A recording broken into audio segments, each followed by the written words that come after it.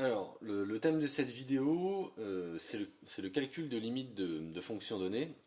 Et l'objectif précis de cette vidéo, c'est de factoriser lorsqu'on se retrouve face à une forme indéterminée. Donc lorsqu'on se retrouve face à une forme indéterminée, donc là ici je présente deux cas. Donc le premier cas où on a un exemple de limite lorsqu'on la variable x va tendre vers moins l'infini, et à droite lorsque la variable x va tendre vers 2. Et donc je vais traiter ces deux exemples en parallèle, regarder un petit peu ce qui se passe et sur quelle forme d'indétermination en fait on tombe. Donc là ce qu'on fait, si on prend finalement cette fonction x cube plus x sur x carré plus 1, lorsqu'on va faire tendre x vers moins l'infini, on va faire un calcul classique de limite, c'est-à-dire qu'on va regarder vers quoi va tendre le numérateur et vers quoi va tendre le dénominateur. Donc si on regarde vers quoi tend le numérateur, lorsque x tend vers moins l'infini, x cube va tendre vers moins l'infini, x va tendre vers moins l'infini, donc le numérateur en fait il va tendre vers moins l'infini. Lorsque x tend vers moins l'infini.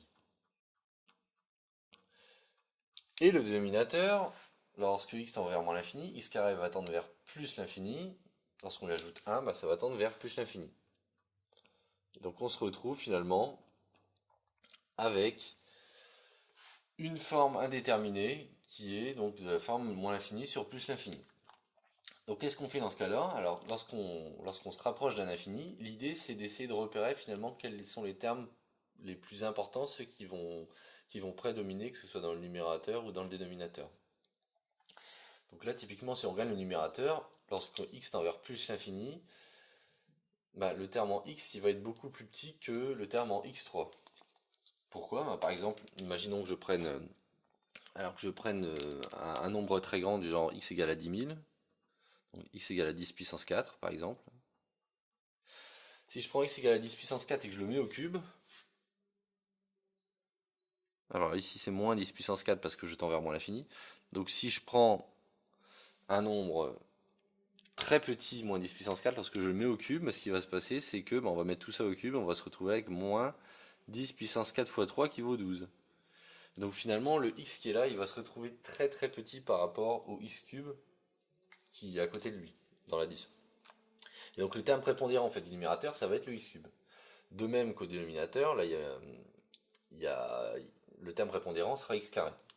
Et donc l'idée c'est de factoriser par ces termes prépondérants parce que en fait c'est ces termes qui contiennent l'indétermination. Alors allons-y, essayons de factoriser par les termes prépondérants. Donc, x cube plus x sur x carré plus 1. Je factorise donc par le terme prépondérant au numérateur, donc qui est le terme x cube, et au dénominateur par le terme x carré. Donc je vais faire cette factorisation. Au numérateur, ça me donne x cube facteur de 1 plus x sur x cube, c'est-à-dire 1 sur x carré. Et au dénominateur, je factorise par x carré, ce qui me donne 1 plus la même chose, 1 sur x carré.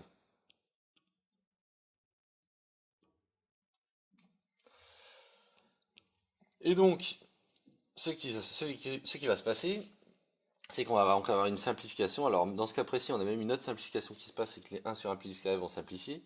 Mais surtout, en fait, les termes qui contiennent la détermination qui sont ici, moins l'infini sur plus l'infini, leur factorisation va pouvoir se simplifier. Et donc là, typiquement, x cube sur x carré, ça fait x.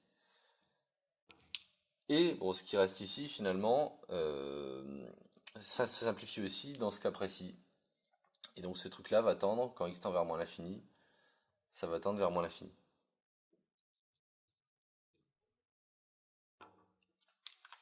Et donc on a levé l'indétermination grâce à la factorisation.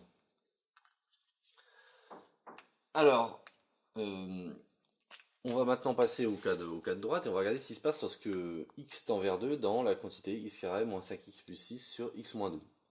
Alors au numérateur, lorsqu'on fait tendre x vers 2, qu'est-ce qui se passe? Au numérateur, on a 2 au carré, c'est-à-dire 4, plus 6, c'est-à-dire 10, moins 5 fois 2, c'est-à-dire moins 10, donc 10 moins 10, ça va faire 0. On va se retrouver avec du 0. Sur 2 moins 2, on va se retrouver avec du 0 sur 0, et on a à nouveau une forme indéterminée. Alors qu'est-ce qu'on fait dans ce cas de figure-là? Comment est-ce qu'on s'y prend pour lever l'indétermination? En fait, on va se rendre compte de pourquoi chacun des termes tend vers 0. En fait, si on regarde, lorsque x tend vers 2, ici, cette quantité qui est en fait un polynôme de degré 2, lorsque x tend vers 2, tend vers 0, pour la simple raison qu'en fait, elle s'annule en 2. C'est-à-dire qu'en fait, 2 est racine de ce polynôme-là. Donc l'idée qui va être sous-jacente, c'est l'idée suivante, c'est lorsque on a une racine d'un polynôme, on peut factoriser par x moins la racine du polynôme. Et c'est ça qui va nous permettre de lever l'indétermination. Alors on va le faire tout de suite. Alors pour ce qui est de trouver les racines et de trouver les racines associées au trinôme du second degré x carré moins 5x plus 6, je renvoie à une vidéo précédente qui était savoir trouver les racines, donc savoir résoudre une équation du second degré et savoir factoriser un tel polynôme. Donc là il se trouve qu'on va admettre ici, donc il faut s'entraîner avec la vidéo précédente, on va admettre ici que x carré moins 5x plus 6 a pour racine,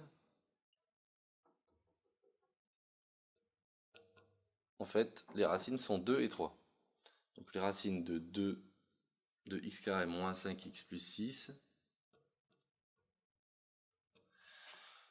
sont 2 et 3. Si bien que on sait lorsque on a deux racines d'un trinôme de degré qu'on peut factoriser ce polynôme par x moins la première racine et par x moins la deuxième racine. Si bien qu'en fait votre quantité ici, x carré moins 5x plus 6 sur x moins 2, lorsqu'on va la factoriser, enfin on va pouvoir la factoriser, le numérateur on va pouvoir le réécrire sous la forme de x-2 facteur de x-3, et le dénominateur il reste comme il est. Et donc là on voit tout de suite l'intérêt en fait d'avoir factorisé. C'est exactement comme dans ce cas de figure là, l'indétermination elle était là, elle se logeait dans ces deux termes là, c'est-à-dire on avait du moins l'infini sur plus l'infini, et le fait de les simplifier fait que on n'avait plus qu'un seul terme qui tendait vers moins l'infini. Ici c'est pareil, si on regarde cette quantité telle quelle, on a toujours du 0 sur 0.